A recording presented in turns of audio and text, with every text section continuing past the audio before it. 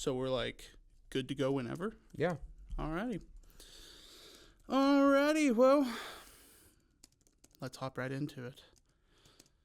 Hello and welcome back to Movie Nights. I am John Bingham. I'm Aaron Jones. The camera's moved. I looked at the wrong camera. Well, we have a movable camera now. Finally, we're fixed. Thank you, Olivia. Thank you, Olivia. This just happened, and I love it. So, but yes, welcome back to Movie Nights. Today we are covering John Bingham's favorite movie. Yes, favorite movie. I will dare to say it is my favorite movie. We'll see what my opinion is afterwards. Interstellar. Interstellar. Roll intro.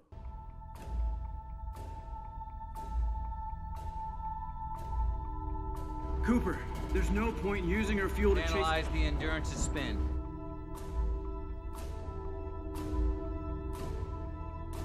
Cooper, what are you doing? Docking.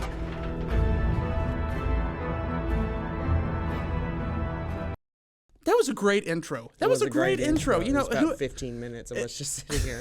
Whoever edited that intro needs a raise. It'll probably be you. Or needs to be paid at all. Hey, I don't get paid anymore for this. So. Okay, Interstellar.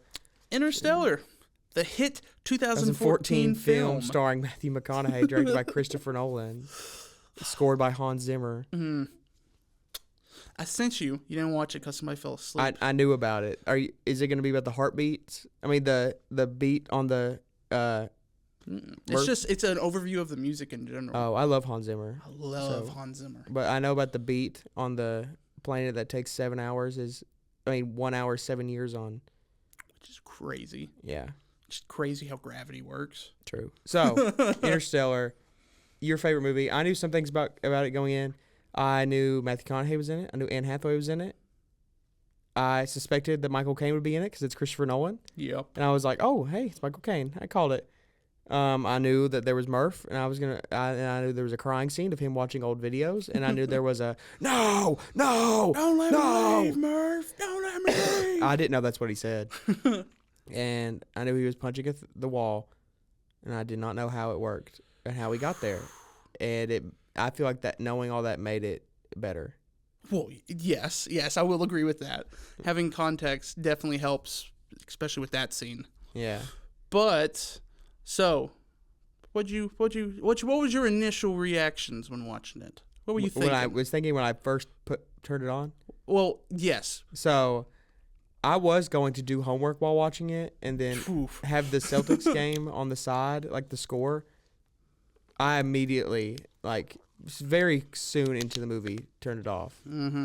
And I was like, I just got to lock in. Yes, this is a lock-in movie. And it's not even like you have to lock in to watch it. I wanted to. Yeah, you want to. It's just, it hooks you in. And it's so good. I love this movie. But was locked in from the get-go. Everything put me in. I knew there was the famous score by Hans Zimmer. I knew all that. I knew this was one of Christopher Nolan's best movies, but I didn't know how we got there. Oh, yeah. And then immediately after watching, I thought to myself, how did this not beat Birdman? Which I said, not taking away from Birdman. I said last night, I don't think you've watched Birdman. It's very good. I really enjoyed that movie. But I do agree, I don't understand how Birdman beat it. Spoiler alert. I've had 2 absolute cinema moments. For what I would describe absolute cinema. I don't say movies or films. I hate that term. Too big of ego. To film. I know. I realized. Where's the sign? I don't know. I realized it too. I just didn't say anything. She took the sign down. I didn't want to break it to you. For context, we have a sign over there that I wrote. We had a pop-up protest last semester for First Amendment Week, and they said, you can write anything you want. And I wrote, film majors, too big of ego, because that's true. We are too big of ego. Some of us, my ego's in check. I don't think I'm greater than everybody. I know I am. But someone took it down. Now I'm mad. Okay. Probably somebody that was offended by it. They were like, which proves the point. Yeah. Okay, what was I saying before film? Oh, film. I hate the term film. It feels too elitist when people say, oh, that's just a movie. I want to watch film. Yeah. I see film now as a way to classify movies into their upper echelon. I only have 2 movies in the film category now, and that is only 2. Only 2. See, I have a similar category, but it does have more than 2 in it. It is Eternal Sunshine and now Interstellar. I have movies I really like. Ferris Bueller's Day Off, not Taxi Driver, Baby Driver, Knives Out. All these 2 completely different movies, Baby and Taxi Driver. Yeah. All like a bunch of Truman Show. Truman Show might be up there, but I was too young when I first watched it, so I didn't get the. Yeah, I would argue this movie's like that too. Like, I watched this movie opening day in 2014. Me and my grandfather went and watched it, which was, not knowing going into it, that was a very interesting dynamic to like go in that with, because first off, I don't think he understood the movie like at all. He's 75 years old when he watched this, but he told me he enjoyed it. If I watched this as a kid, I would not have understood it. And see, that was the thing. Like, I was just like, "Ooh, cool movie," and then it stuck with me for a while, and so I would keep watching it when I would see it on or whatever. And then it was during COVID when I was like really getting into like studying movies and like going into like deep diving into it. I rewatched it and it just, I don't know, it changed me. I'm glad I watched it when I was 21 instead of 10 in 2014. Oh, you were 10 and 24? You were 12, John. You're not that much older than me. I know, but that's crazy. Like, I remember I was about to go into middle school when this movie came out. I was almost also about to go into middle school. You were 2 years away. I was in 4th grade. You were in 6th grade. I know. That's 1 year for me. You're not that old, John. Well, everybody else is like your age. Actually, everyone else is younger than me. Oh, well, the freshman. But anyways, yes, I do feel like this is a movie that, like, not saying you have to be older to like fully get it, but it helps to have like a little bit of experience under your belt. I watched it when I needed to. When you needed to. I loved it. I can't. Again, absolute cinema. I will bring this up to Thomas Sutherland after this. We get done recording this. I will say, I'm always curious. What was your favorite part of the movie? I had no... spoiler alert for a movie that came out 11 years ago. Spoilers. I was in complete awe that Matt Damon's character, Dr. Mann, betrayed them. Not only betrayed them, he was just going to just kill them and then leave them. And Matthew McConaughey was just like, why? And he's like, meh, I don't want to do this anymore. I decided it's not for me. I mean, it's not that. It's... Well, no, he knew from the beginning that his planet wasn't it, and he just kept sending the beacon out to get off it. Yep. He got that big, nasty monster that comes for us all. That was fucking cringy. And sorry about the F word. He hit one. But fear. No, we can have. We have multiple. We're unrated now. Ah. But no, he got scared. He got scared. And I just feel like he didn't have the courage to see the mission through. He just, they said they literally woke him up from death. Yeah. And, yeah. I was also shocked when I saw Matt Damon pop up. I was like, oh, Matt Damon, hey. What's crazy is the next year he came out with The Martian. And he did not accept The Martian because he did Interstellar. I've not seen The Martian. But The Martian's really good, too. I've also seen a bunch of clips of it on TikTok, and I want that to be one of my next movies. It's really good. But he was in the orange suit, too. I was like, does this tie into The Martian? I can't remember who directed The Martian. I want to say Bryce Howard. But anyways. Bryce Howard? No.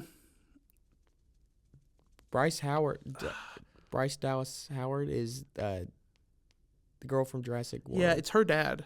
Ron Howard? Ron Howard. I'm pretty sure Ron Howard directed it? I think Ron Howard directed The Martian. Double check it. Ron Howard from the Andy Griffith Show? I think so. That is the same Ron Howard I did not know that. But I think he directed it. But Matt Damon was like, I don't know if I should... Ridley Scott, okay. Same person. Matt Damon almost didn't accept The Martian because he was like, I just did a movie where I was in space in an orange jumpsuit. Like, people aren't going to want to see that again. And Ridley Scott looked at him and said, people will not care. Said people will not think twice about it. Do the movie. I want to watch it now. I was really... And that was going on at the very end. I was like, is there a post-credit scene? Is there anything? I was like, there's no sequel to this. There isn't. And I don't think it needs a sequel. It doesn't. I think the story is perfect how it is. Not perfect, but does its job. It doesn't need to be continued. I will say, looking back now, there was one thing that made me think. I'm not saying like we were talking to Covey.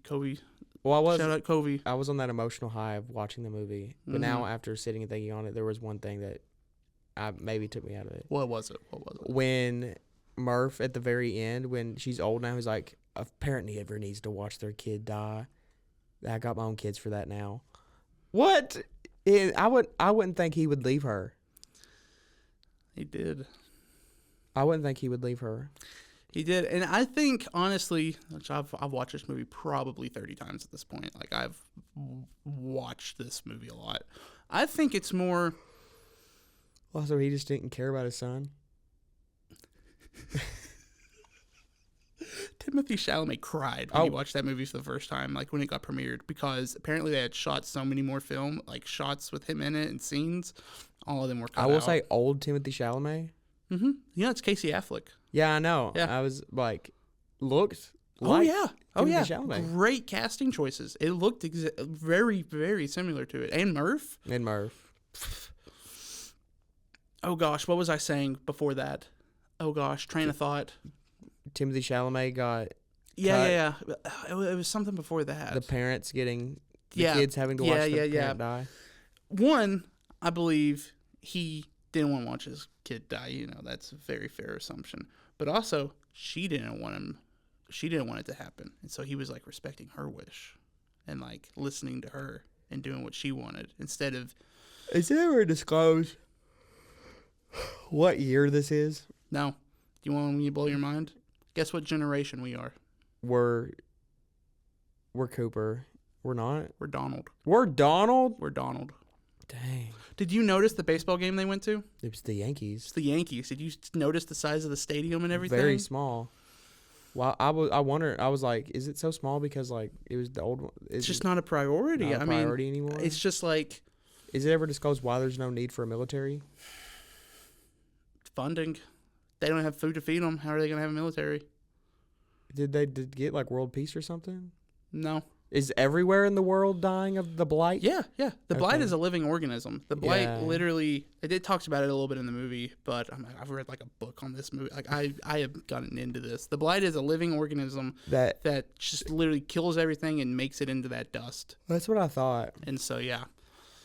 The dust, by the way, it's a very big representation of the Dust Bowl and everything like that. But I thought it was like a great little, another, not like villain, but it is a villain in a sense. I don't know who the villain of this was. Was it Michael Caine? Was Ourselves. it Matt Damon? Was it... It was us. Just humanity. I don't know. No, see, I don't think Michael Caine is a villain.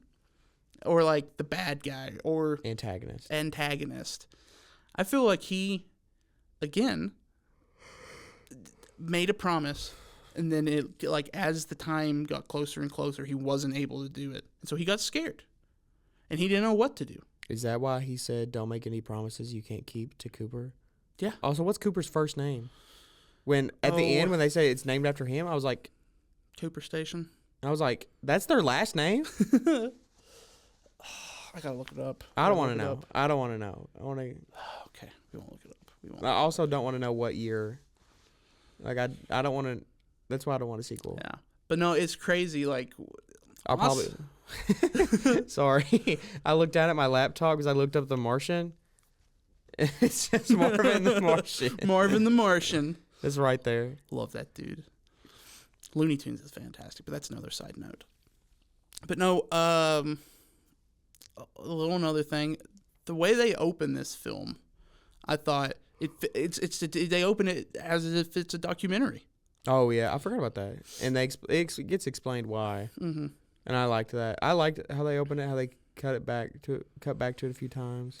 Did you notice the first person to speak in the movie? Was it Old Murph? It's Old Murph. My dad was a farmer. Yeah, and they cut back when they went back to the house. I will say about halfway through, I turned on closed captions. Right before he went to space, I turned on closed captions. I watch all movies with closed captions. And it says Young Murph.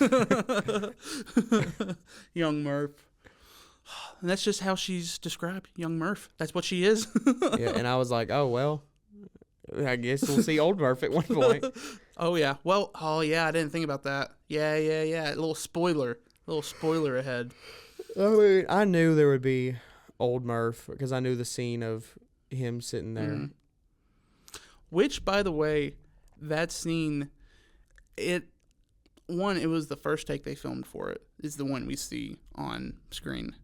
And 2, Christopher Nolan and Matthew McConaughey agreed not to film it again because after the first take, he was just going to be trying to replicate what he had already done.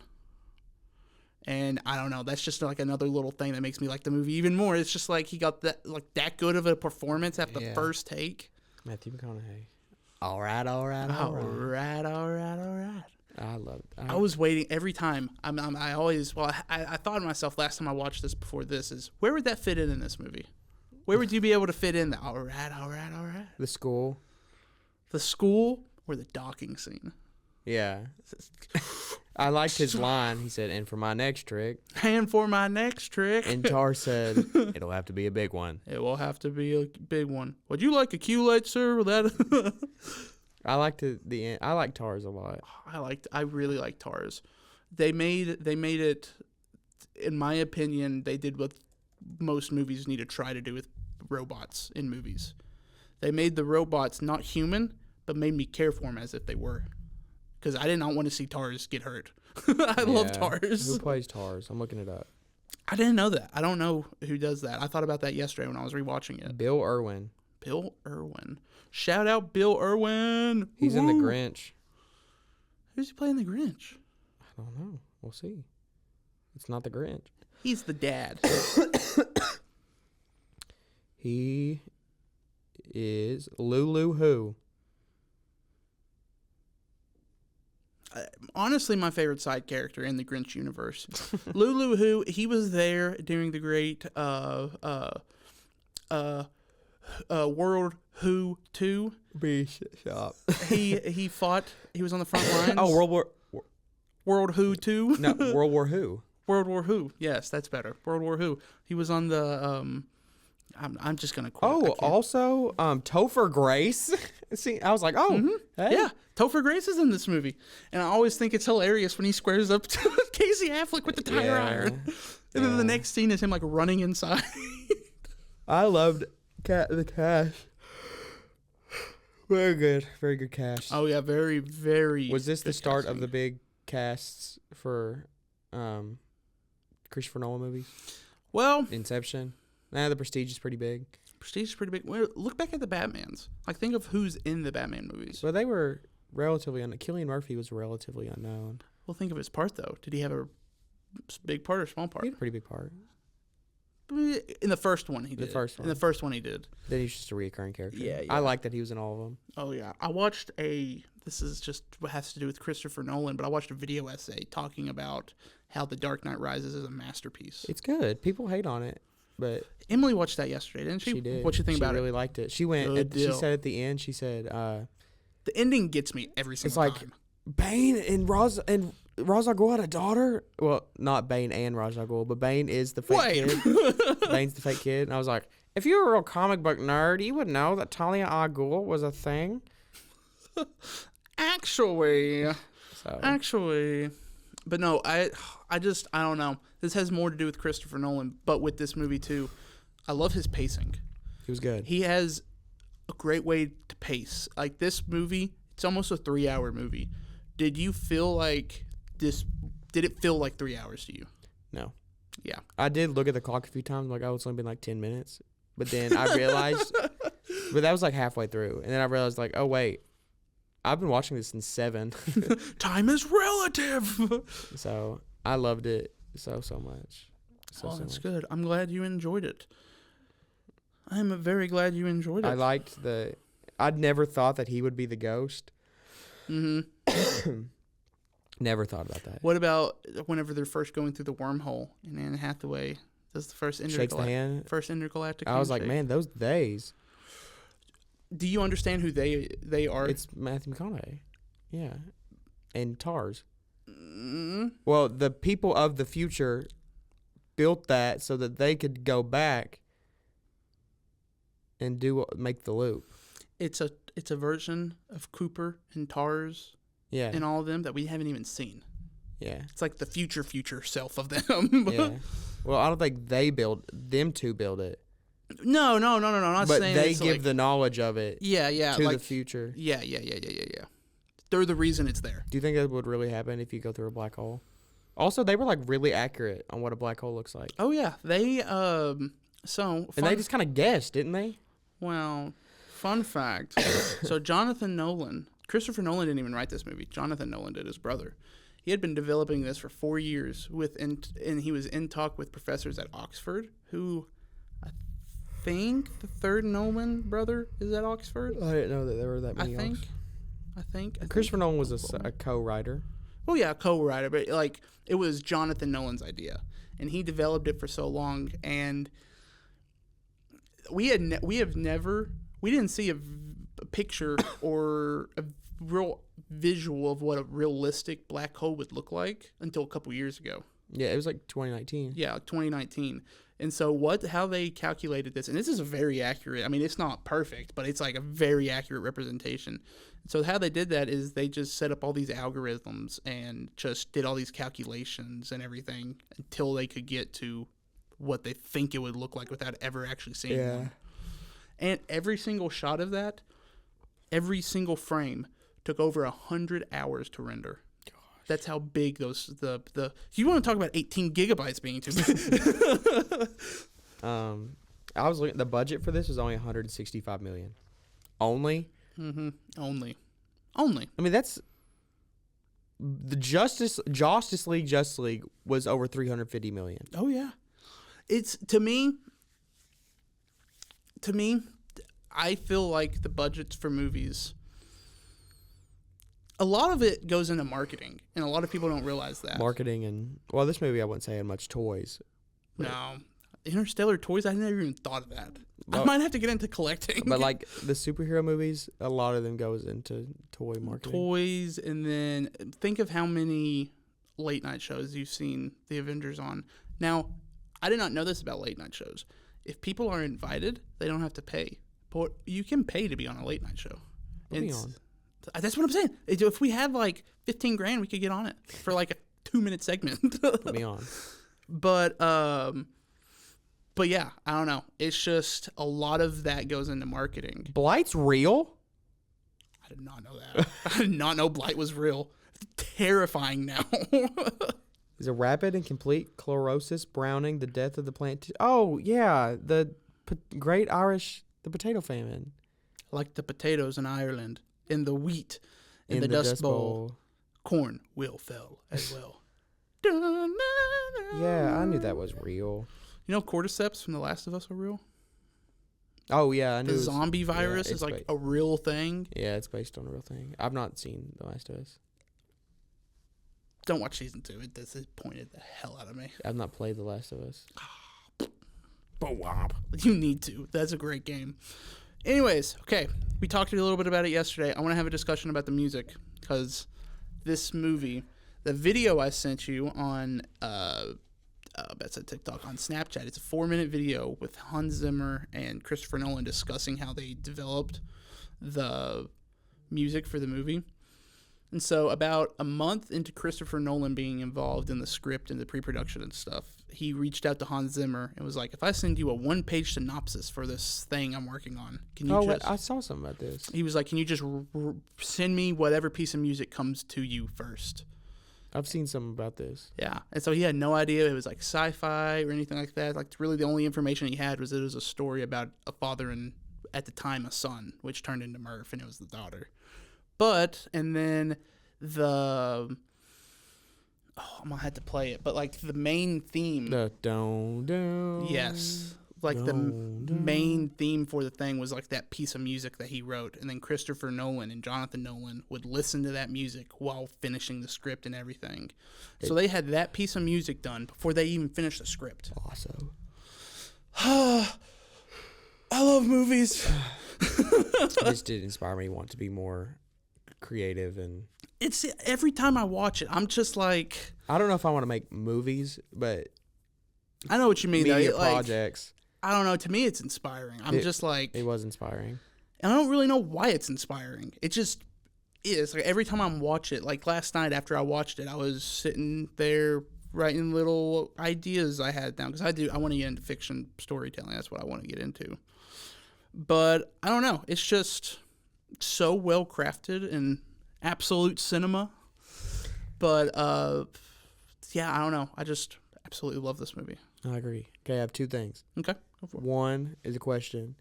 So, is it a time loop now? They have to get Anne Hathaway Brand. Yes. Do we ever figure out her first name? I want to say Amelia. Oh yeah, duh, knew that.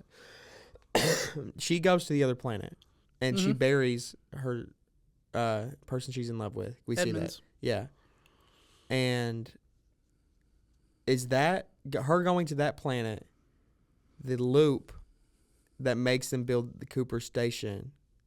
Okay, that's just separate. Cooper Station is just floating around in space. Okay, Cooper Station. but it's like in a.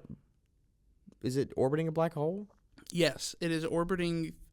It's either the black hole or the wormhole. I believe it might be the wormhole. Okay. Oh yeah, because it's by Saturn. Yeah. They're circling the wormhole. They are waiting for Edmund to. Well, not waiting for her to do anything, but they're waiting to get to her. They haven't figured out a way to teleport everybody over there yet. They figured out the gravity problem. They got everybody off of the planet, but they don't know how to get to Edmund at this point. And so, because they don't really know where she's at.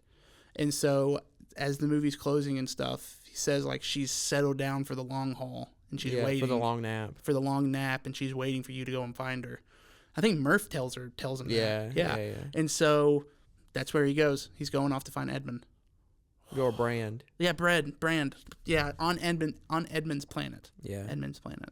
Okay. What was the other thing? It's a game. Not a game. A game? I love games. I thought of this. Can I see the cable? Oh, yeah. It's gonna be hard because I have to. I hate how I have to do that. I hate my life. I hate it. But hang on. Okay, just a quick few little rounds of a game. Oh, I'm down, dude. After I pull this up, where's the displays?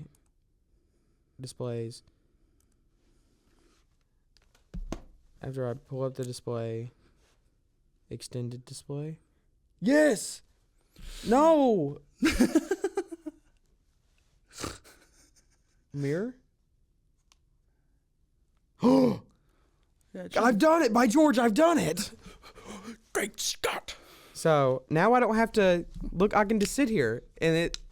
You don't look a fool. I don't look a fool. Okay. I was inspired by people in my Cinema History 1 class. Okay. To do this game, and I'm pretty good at it. We are going to. Is this a Kevin Bacon game? No, this is the Wikipedia game. Okay. I am good at the Kevin Bacon game, though. I can't connect myself to Kevin Bacon.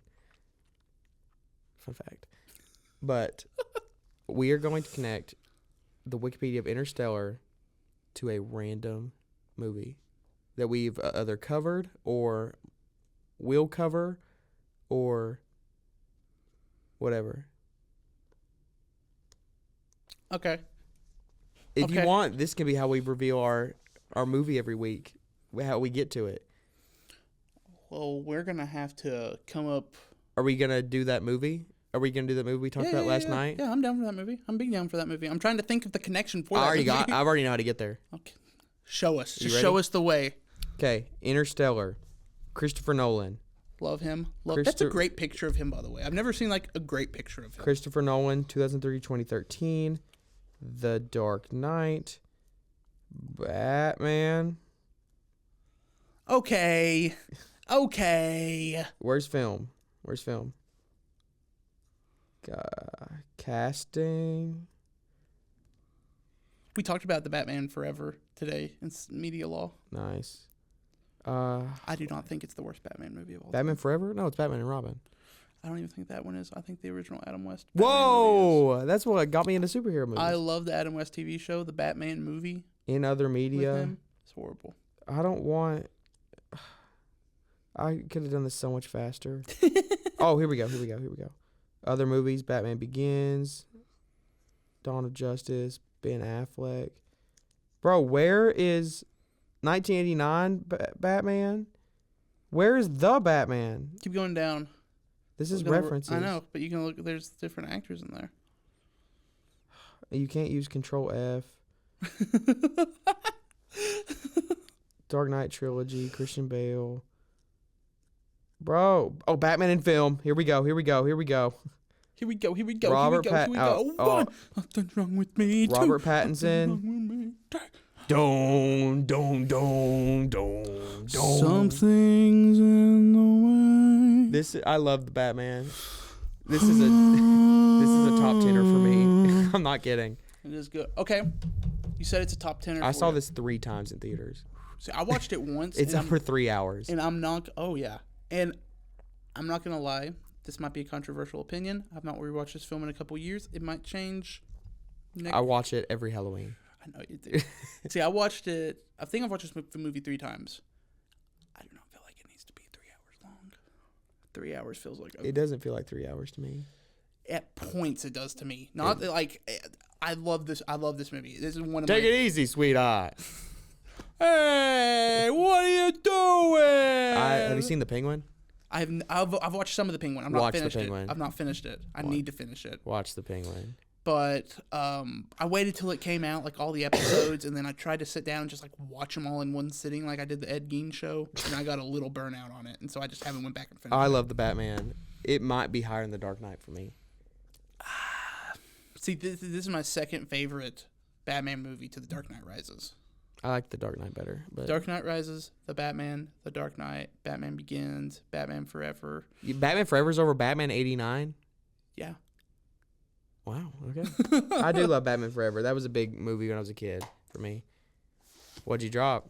Was it phone or was it illegal? What was that? Not illegal. I'm 23. True. Okay. Well, we're going to be covering the Batman for a late Halloween special. Oh, yeah. But for the Halloween, we got the Batman because it takes place on Thursday, October 31st. Something in the way. I love this movie so much. It is very good. I will say, though, I was getting ready to say, as much as I enjoyed this movie, it got tampered with because it was probably one of my worst movie-going experiences of my life. I saw it 3 times in theaters when it came out. I went. There was not one empty seat in my theater. Good. Which is fine. I've been to very packed movie theaters before. It's not a problem. The problem is the children. There was probably 30 kids in there for some birthday party.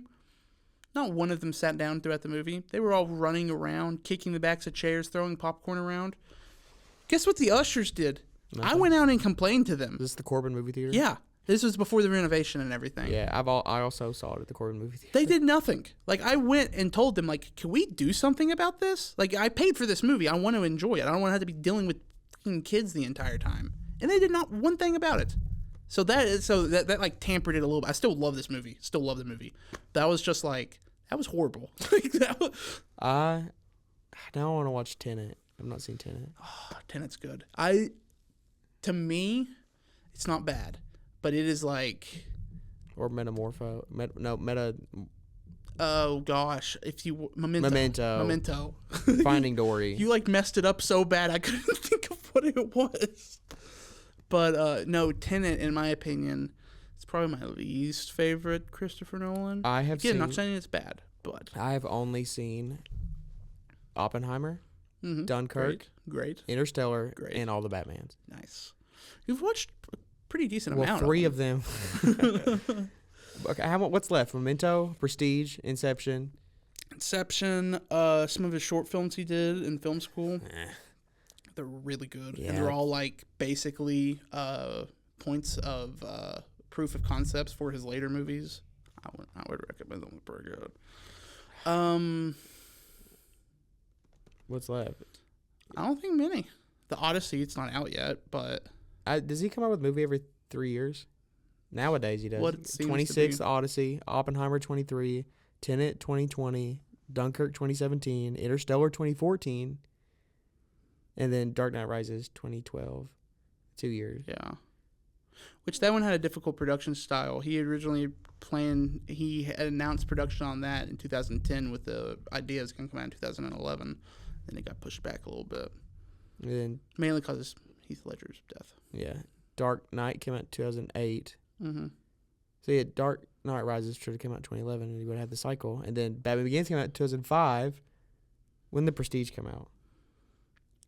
Can I connect myself to The Prestige? Can I go back to Christopher Nolan from the Batman?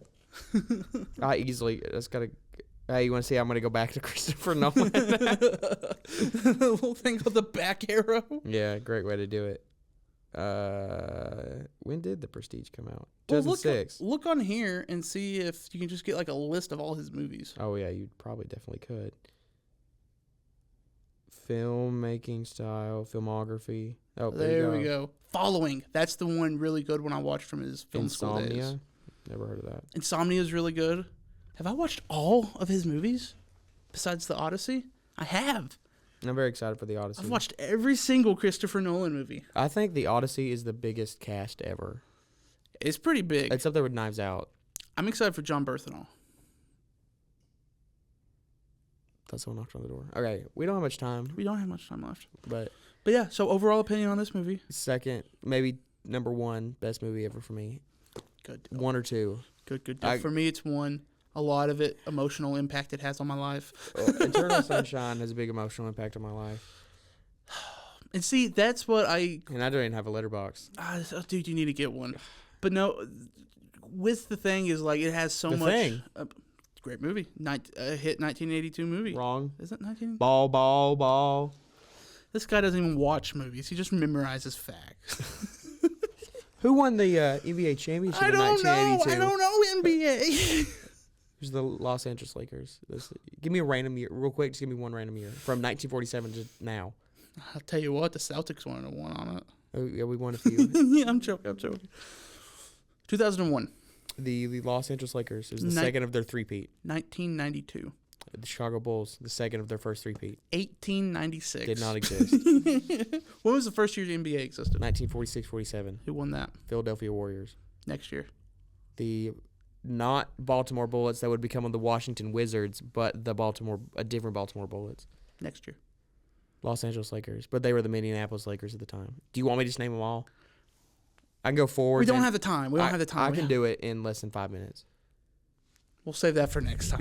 We'll save that for next time. We'll leave the viewers wanting more. But yeah. There's a period where there's 8 Celtics in a row. I did not know that. I honestly thought the Celtics hadn't won that many. We won 18. The league leading 18 championships. That's pretty good. I'm not gonna lie. I did not really think they had won that many. You I knew think- they had won some, but I did not think they were 18. Won 2 years ago. I did know that. Yes. Okay. But alrighty. This has been movie night, It has been. and we've been covering Interstellar. No. Amazing. Great film. Don't leave me, viewers. Don't leave me, viewers. Don't let me do it, viewers. Don't let me do it. Okay, next week we're coming to Batman. This has been movie night. Take care of yourself. Take care of yourself. I love my life. He forgot this time, and I hate. I love my life. I hate my life. I hate it. I hate it. I really hope that records.